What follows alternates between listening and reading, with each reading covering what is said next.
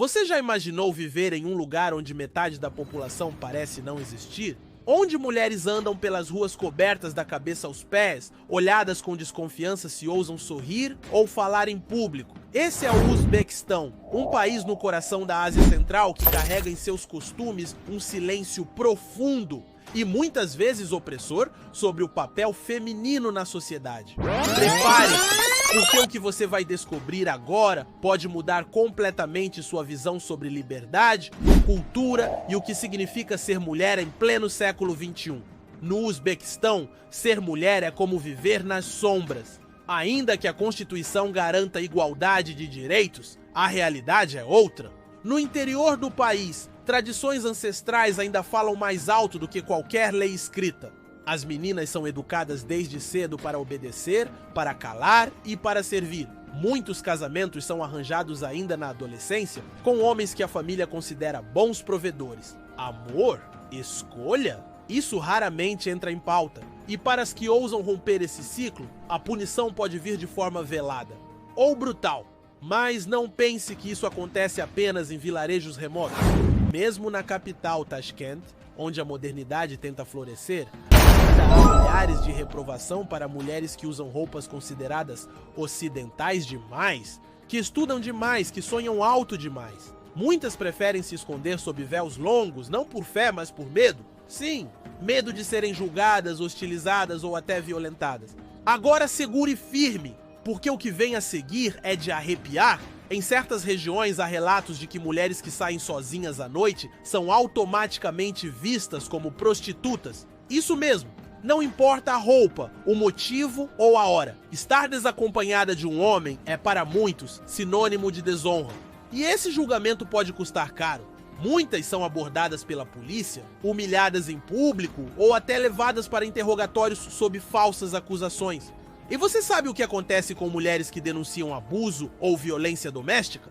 Na teoria, têm direito à proteção. Na prática, a palavra delas vale pouco, especialmente se o agressor for o marido. O divórcio, por sua vez, é uma mancha eterna na reputação feminina.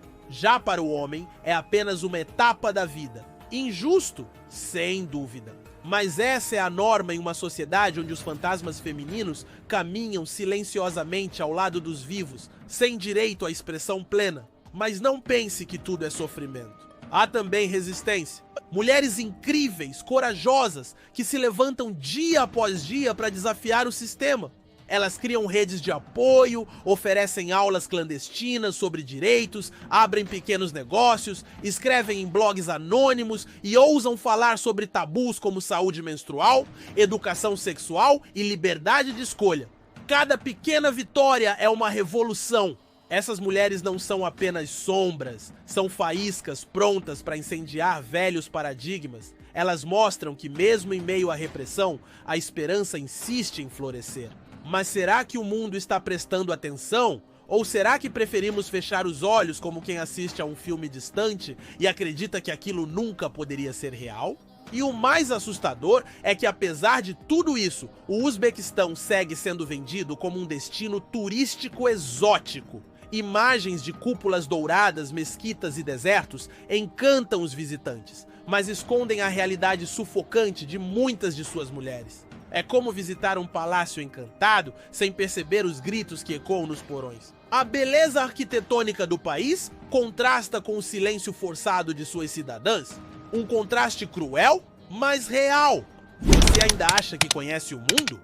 O que poucos imaginam é que o Uzbequistão guarda leis e costumes que se chocam com os princípios mais básicos dos direitos humanos. A censura, por exemplo, é um fantasma que paira em todos os lares. A internet é monitorada, sites feministas, grupos de apoio e canais de denúncia são sistematicamente bloqueados ou retirados do ar. Mulheres que tentam se expressar online correm o risco de serem perseguidas não apenas pelas autoridades, mas também pelas próprias famílias, envergonhadas por essa exposição pública.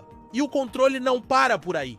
O governo já foi acusado diversas vezes por organizações internacionais de forçar exames ginecológicos em mulheres jovens, principalmente em escolas e universidades, sob o pretexto de preservar a moralidade. Há denúncias de que em algumas regiões essas práticas são usadas para controlar a virgindade das adolescentes. Uma espécie de vigilância do corpo feminino institucionalizada que fere não apenas o corpo, mas a alma. Outra cena que revela o peso da cultura local é a ausência de mulheres em cargos de poder. Em um país com mais de 30 milhões de habitantes, você quase não vê ministras, prefeitas ou juízas. Quando há alguma, geralmente é por pressão internacional e sua atuação é limitada. Já os homens acumulam poder e influência em praticamente todos os setores. A mulher, por sua vez, muitas vezes precisa da permissão do pai ou do marido para estudar, trabalhar ou até sair de casa. Mas talvez uma das realidades mais duras seja o mercado de trabalho. Se para os homens há oportunidades em todos os setores, para as mulheres a realidade é bem mais estreita. Elas dominam setores como costura, ensino primário e serviços domésticos, sempre com salários inferiores e jornadas mais pesadas. Além disso, em muitas regiões, o assédio no trabalho é visto como normal. Denunciar pode significar perder o emprego e ser rotulada de encrenqueira. E enquanto muitas enfrentam essas situações em silêncio, outras sequer têm a chance de sonhar com uma vida diferente. Em vilas mais isoladas, a prática de sequestro de noivas ainda é registrada. Sim, sequestro. Homens literalmente raptam meninas, levam para suas casas e as forçam ao casamento, com o apoio da família e da comunidade. Essa prática, embora ilegal, é tolerada em algumas regiões e vista como um ato tradicional. Quer mais um fato estarrecedor? A taxa de suicídio entre jovens mulheres é alarmante. Muitas tiram a própria vida para fugir de casamentos forçados, violência sexual, humilhações e a pressão constante para se adequarem a uma sociedade que não as escuta. E o mais trágico é que mesmo na morte, muitas vezes suas histórias são silenciadas, tratadas como vergonha familiar. Mas se tudo isso parece inacreditável, pense no seguinte: esse país que guarda tanto sofrimento velado é o mesmo onde festivais tradicionais celebram a fertilidade feminina com danças, músicas e trajes típicos que ironicamente exaltam o papel da mulher como mãe. A hipocrisia é gritante. A mulher é idolatrada como símbolo de fertilidade, mas rejeitada como indivíduo. Apesar disso, as vozes de resistência continuam ecoando. Jovens universitárias compartilham relatos anônimos em fóruns criptografados, artistas transformam a dor em pintura, música e poesia, e mães cansadas da submissão começam a ensinar suas filhas a dizer não. São sementes de uma mudança lenta, perigosa, mas real. E neste ponto você talvez se pergunte: por que o mundo ignora tudo isso? A resposta é simples e triste. Porque o Uzbequistão não é uma potência, não é estratégico o suficiente para que grandes potências se importem. Enquanto o turismo cresce e o governo investe em criar uma imagem de nação moderna, muitos preferem acreditar nessa ilusão. Afinal, é mais confortável acreditar na fachada do que encarar a verdade por trás da cortina de seda. Mas agora que você sabe, a escolha é sua: virar o rosto ou compartilhar essa verdade. Ainda que o Uzbequistão tente projetar ao mundo uma imagem moderna, com prédios altos, turismo crescente e eventos culturais que encantam os olhos, o contraste com a realidade feminina do país é brutal. A maquiagem da propaganda estatal não esconde as cicatrizes profundas de uma sociedade que cala mulheres há gerações. Em muitas casas, a filha nasce com um destino já traçado: crescer em silêncio, servir ao pai, depois ao marido, e ser enterrada com honra se não causar vergonha. Há histórias de meninas que desaparecem da escola porque menstruaram. Para os pais mais conservadores, isso já é um sinal de que estão prontas para o casamento. O abandono escolar feminino atinge níveis alarmantes em regiões rurais. E a alfabetização é, para muitas, um luxo. Os poucos livros disponíveis nas casas são religiosos ou manuais de tarefas domésticas. As aspirações femininas são sufocadas desde a infância. Sonhar não faz parte da rotina. E mesmo quando a mulher consegue, com muita dificuldade, chegar à universidade ou ao mundo profissional, ela não é livre. Há uma vigilância sutil e constante. Colegas homens que a observam, professores que se aproveitam, instituições que esperam que ela desista. O conceito de honra ainda está profundamente ligado ao comportamento feminino. Se uma mulher namora, se vai a festas, se posta uma foto com decote, tudo isso pode manchar o nome da família inteira.